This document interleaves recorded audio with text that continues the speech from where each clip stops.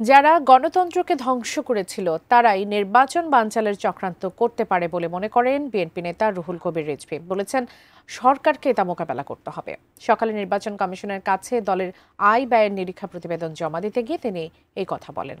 Senior যুগ্ম মহাসচিব রুহুল কবির রিজভীর নেতৃত্বে বিএনপির প্রতিনিধি দলটি নির্বাচন কমিশন সচিবের কাছে এই প্রতিবেদন জমা দেয়। পরে তারা গণমাধ্যমকে জানান, গত বছরে দলটির আয় ছিল 15,65,94,842 টাকা আর ব্যয় 4,80,04,820 টাকা। আয় ব্যয়ের হিসেব জমা দেওয়ার পর রিজভী বলেন, অতীতে মেরুদণ্ডহীন লোকদের ইসিতে নিয়োগ দিয়ে আওয়ামী লীগ কারচুপির নির্বাচন করেছে। বর্তমান ইসি সুষ্ঠু নির্বাচন করবে বলে প্রত্যাশা করেন তারা। নির্বাচন বিরোধী গণতন্ত্র বিরোধী শক্তি কোনো ধরনের চক্রান্ত যাতে করতে না পারে সেটা তো দেখার দায়িত্ব হচ্ছে অন্তর্বর্তীকালীন সরকারের।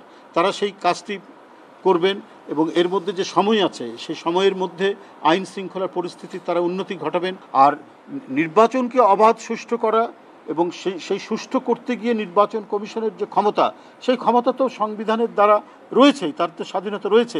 সেই ক্ষেত্রে নির্বাচন কমিশন আরও বড় দায়িত্ব পালন করতে হবে তাদেরকে।